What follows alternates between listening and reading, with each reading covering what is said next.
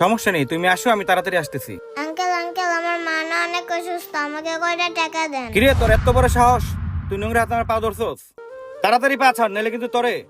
দেন না আঙ্কেল কয়টা টাকা। ডাক্তারে বলছে আজকের মধ্যে টাকা না দিলে আমার মেয়ের চিকিৎসা করবে না। কিরে তুই এখনো পা ধরে আছিস?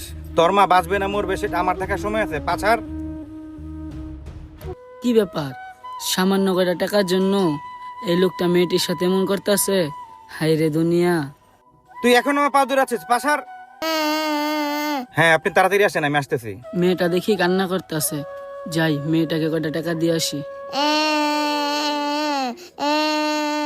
এই আপু, তুমি কান্না করতেছো কেন?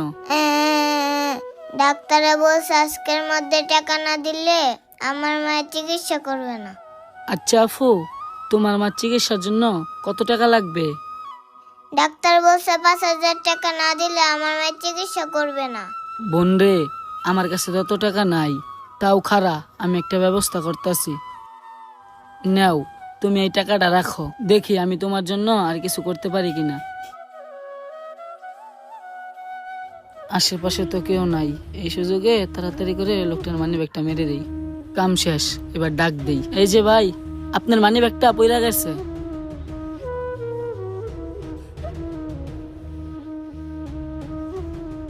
থ্যাংক ইউ ভাইয়া, এই টাকাটা তুমি রাখো। এই নাও, টাকাটা রাখো। কিরে ওর এত বড় সাহস, ও আমার টাকা ফকিরনিকে দিয়ে আসলো আমার মুখের উপরে, ও আমাকে অপমান করলো। দাঁড়া, ওরে তো আমি। ওই বেটা এদিকে আয়। কি ব্যাপার, ওই ভাইয়া আমাকে ডাকে কেন? ভাই আমারে ডাকছেন?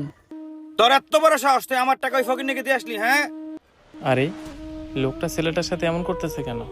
এই আলমগীর, চল তো দেখি। হ্যাঁ বন্ধু, চল তো দেখি।